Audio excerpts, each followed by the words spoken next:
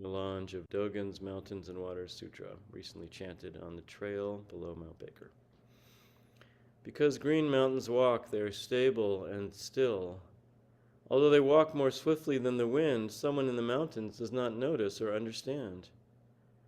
In the mountains means the blossoming of the entire world.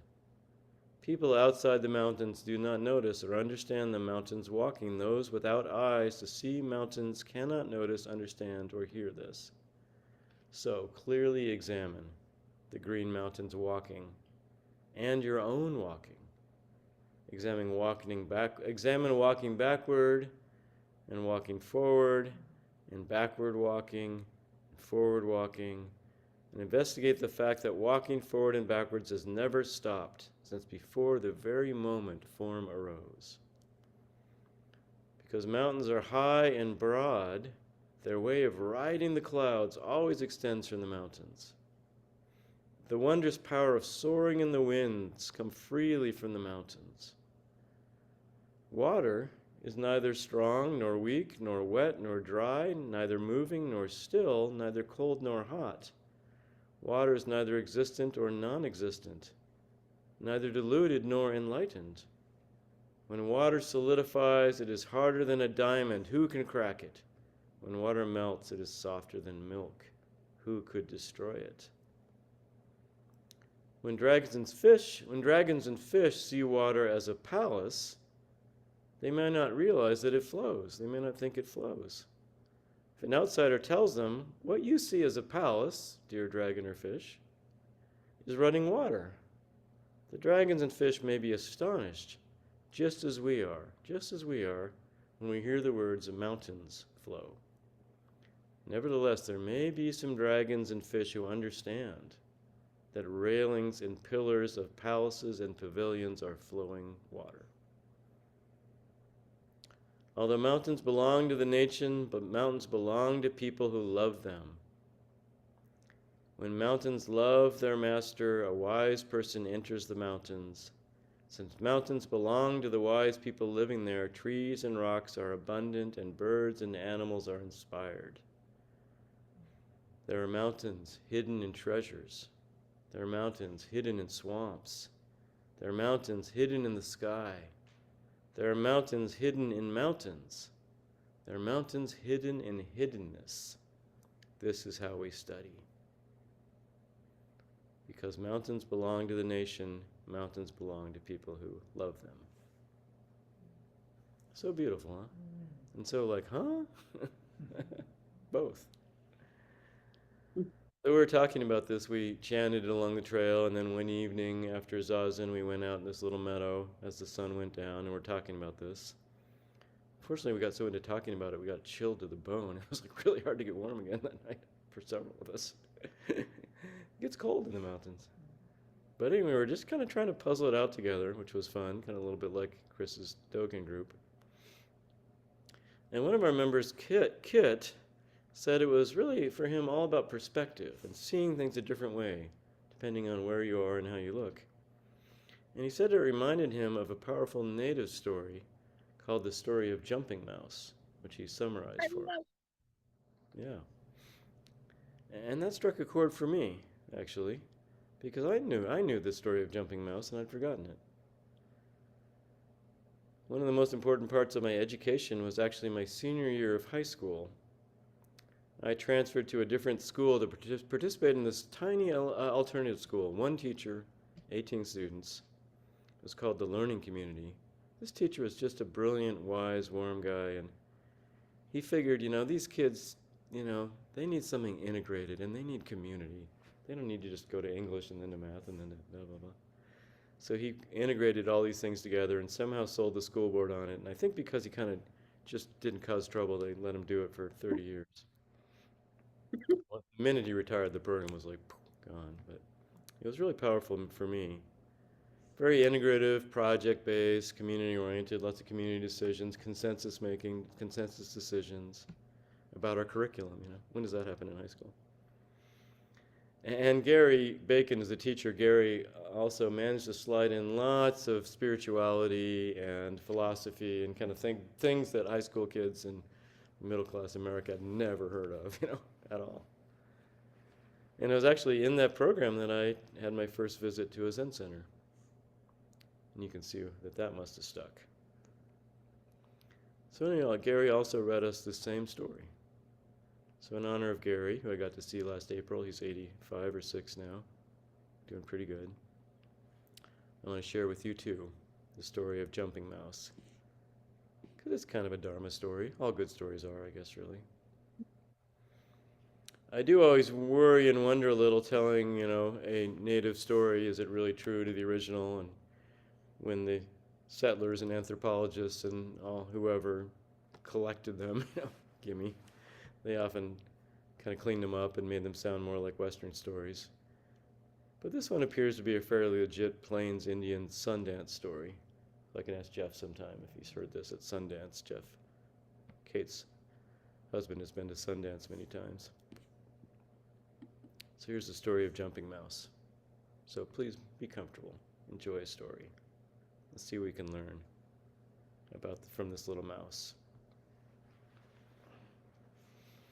Once there was a mouse. He was a busy mouse, searching everywhere, touching his whiskers to the grass and looking around. He was busy as all mice are, busy with mice things. But once in a while he would hear an odd sound. He would lift his head, squinting hard to see, his whiskers wriggling in the air, and he would wonder, what is that sound? One day he scurried to his fellow mouse and asked him, "Do you hear a roaring in your ears, my brother?" "No, no," answered the other mouse, not lifting his busy nose from the ground. "I hear nothing. I am busy. Talk to me later." He asked another mouse the same question. The mouse looked at him very strangely. "Are you foolish in your head? What sound?" He asked, and slipped into a hole in a fallen cottonwood tree. So the mouse shrugged his whiskers and busied himself again, determined to forget the whole matter. But there was that roaring again. It was faint, very faint, but there it was. So one day he decided he really had to investigate. Leaving the other busy mouse, he scurried a little ways away and listened again. There it was. He was listening hard, when suddenly someone else said hello. "Hello, little brother," the voice said, and the mouse almost jumped right out of his skin. Oops, sorry. He arched his back and tail and was about to run. "Hello," again said the voice. "It is I, Raccoon." And sure enough it was. "What are you doing here all by yourself, little brother?" asked Raccoon, and the mouse blushed and put his nose to the ground and said, a little bit timidly, I hear a roaring in my ears. I'm investigating," he answered. "A roaring in your ears?" replied Raccoon as he sat down with him. "What you hear, little brother, is the river." "The river?" the mouse asked curiously. "What is a river?"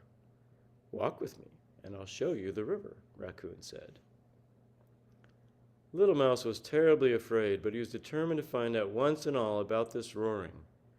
I can return to my work, he thought, after this thing is settled. And possibly this thing may aid me in all my busy examining and collecting. And my brothers said it was nothing. I will show them. I will ask Raccoon to return with me, and I will have proof. "All right, Raccoon, my brother," said the mouse, "lead on to the river. I will walk with you." So Little Mouse walked with Raccoon, his little heart pounding in his breast. The raccoon was walking him along some strange paths, and Little Mouse smelled the scent of many things that had gone by this way. Many times he became so frightened he almost turned back. Finally they came to the river. It was huge and breathtaking, deep and clear in places and murky in others. Little Mouse was unable to see across, it was so great. It roared, sang, cried, and thundered on its course. What Little Mouse saw great and little pieces of the world carried along on its surface. It is powerful," Little Mouse said, fumbling for words. "It is a great thing," answered Raccoon. "But here, let me introduce you to a friend." In a smoother, shallower place was a lily pad, bright and green. Sitting upon it was a frog, almost as green as the pad it sat on. The frog's white belly stood out clearly. "Hello, little brother," said the frog. "Welcome to the river." "I'll leave it to you now," cut in Raccoon, But do not fear, little brother. Frog will take care of you now. And Raccoon left, looking along the riverbank for food that he might wash and eat. Little Mouse approached the river and looked into it. He saw a frightened mouse reflected there. Who are you? Little Mouse asked the reflection. Are you not afraid of being far out in that great river? No, answered Frog for his reflection. I am not afraid. I've been given the gift from birth to live both above and within the river. When Winter Man comes and freezes this medicine, I cannot be seen, but while Thunderbird flies, I am here. To visit me, one must come when the world is green. I, my brother, am the keeper of the water. Amazing, Little Mouse said, again fumbling for words. Would you like to have some medicine power? Frog asked. Medicine power? Me? Asked Little Mouse. Yes, if it's possible. Ah, then crouch as low as you can and jump as high as you are able. You will have your medicine, Frog said. So Little Mouse did as he was instructed. He crouched as low as he could and jumped. And when he did, his eyes saw beyond the river the sacred mountains. Little Mouse could hardly believe his eyes, but there they were. Then he fell back to earth, and he landed in the river. Little Mouse became very frightened and scrambled back to the bank. He was wet and frightened nearly to death. You tricked me! Little Mouse screamed at the frog. Wait, said Frog. You are not harmed. Do not let your anger and fear blind you. What did you see? Mouse stammered. I saw the sacred mountains. Ah, and you have a new name, too, said Frog. It is Jumping Mouse. Thank you, Jumping Mouse said, and thanked him again. I must return to my people and tell them about this thing that has happened to me. Go then, Frog said. Return to your people. It is easy to find them. Keep the sound of the medicine river to the back of your head. Go opposite the sound, you will find your brother mice. So Jumping Mouse returned to the world of the mice. And you can imagine what happens next. Huh? He found disappointment. No one would listen to him. And because he was wet and had no way of explaining this because there had been no rain, many of the other mice were frightened of him. They believed he had been spat from the mouth of an animal that had tried to eat him. And they all knew that if he had not been food for the one who wanted him, he must be poison. So Jumping Mouse tried to live among his people, but he could not forget this vision of the sacred mountains, and he could not forget the river. The memory burned in the mind and heart of Jumping Mouse. And one day he went to the edge of the place of mice and looked again out into the prairie. He looked up for eagles. The sky was full of many spots, each one an eagle, but he was determined to go to the sacred mountains if he could. He gathered all his courage and ran just as fast as he could onto the prairie, his little heart pounding with excitement and fear. He ran until he came to a stand of sagebrush. He was resting and trying to catch his breath, and he saw an old mouse. The patch of sage old mouse lived in was a haven for mice, seeds and many things he was busy with. Hello, said Old Mouse, welcome. Jumping Mouse was amazed. Such a place, such a mouse. You must be a truly great mouse, Jumping Mouse said with respect. This is a truly wonderful place, and the eagles cannot see you here either. Yes, said Old Mouse, and one can see all the beings of the prairie here, the buffalo, antelope, rabbit, and coyote. One can see them all and know their names. That is marvelous, Jumping Mouse said. Can you also see the river and the great mountains? Yes and no, the old mouse said with conviction. I know the great river, but I am afraid that the mountains are only a myth. Forget your passion for them and stay here with me. There's everything you want to see. It's a good place to be. How can he say such a thing, thought Jumping Mouse. The medicine of the sacred mountains is nothing one can forget. Thank you for the meal that you've shared with me, Old Mouse, and also for sharing your great home, Jumping Mouse said, but I must seek the mountains. You're a foolish mouse to leave. There's danger on the prairie. Just look up there, the old mouse said, with even more conviction. See all those spots? They are eagles. They will catch you. It was hard for Jumping Mouse to leave, but he gathered his determination and ran hard. The ground was rough. He arched his tail and ran with all his might. He could feel the shadows of the spots on his back as he ran, all those white spots. Finally, he ran into a stand of chokecherries. Jumping Mouse could hardly believe his eyes. It was cool there and very spacious.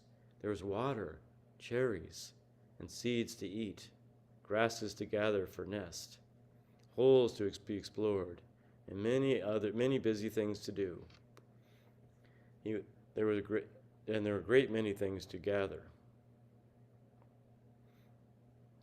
He was investigating his new domain when he heard very heavy breathing. He quickly investigated the sound and discovered its source.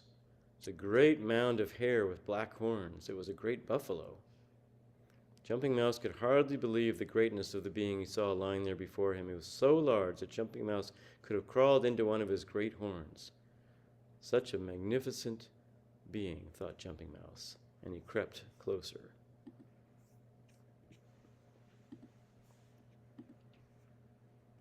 I'm sorry, I lost one piece, didn't make it here, so we can go to this other page.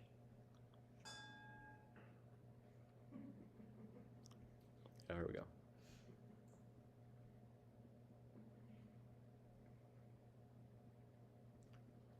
Okay. Such a magnificent being, thought Jumping Mouse, and he crept closer. Hello, my brother, said the buffalo. Do it right. Thank you for visiting me. Hello, great being, said Jumping Mouse. Why are you lying there? I am sick, and I am dying, Buffalo said. And my medicine has told me that only the eye of a mouse can heal me. But little brother, there is no such thing as a mouse. Jumping Mouse was shocked. One of my eyes, he thought? One of my tiny eyes? He scurried back into the stand of chokecherries, but the breathing came harder and slower. Jumping Mouse was moved. He will die if I do not give him my eye, and he is too great of a being to let die. So he went back to where Buffalo lay, and he spoke. I am a mouse, he said, with a shaky voice. And you, my brother, are a great being. I cannot let you die. I have 2 eyes. You may have one of them. The minute he said it, Jumping Mouse's eye flew out of his head, and the buffalo was made whole. The buffalo jumped to his feet, shaking and jumping, jumping and shaking Little Mouse's whole world. Thank you, little brother, said the buffalo. I know of your great quest for the sacred mountains, and of your visit to the river. You have given me life so that I may give away to the people. I will be your brother forever. Run under my belly. I will take you right to the foot of the sacred mountains, and you need not fear the spots. Eagles cannot see you if you run under me. All they will see is the back of Buffalo. I am of the prairie, and I will fall on you if I try to go. But I am of the prairie, and I will fall on you if I try to go up the mountains. So Little Mouse ran under Buffalo, secure and hidden from the spots, but with only one eye. It was frightening. The buffalo's great hooves shook the whole world every time he took a step. And finally they came to a place, and Buffalo stopped. This is where I must leave you, little brother, said Buffalo. Thank you very much, said Jumping Mouse. But you know, it's very frightening running under you with only one eye. I was constantly in fear of your great earth-shaking hooves. Your fear was for nothing, said Buffalo. For my way of walking is the Sundance way, and I always know where my hooves will fall. I now must return to the prairie. You will always find me there. Jumping Mouse immediately began to investigate his new surroundings. Even more things here than in the other places, busier things, new things, strange things, an abundance of seeds and other things mice like.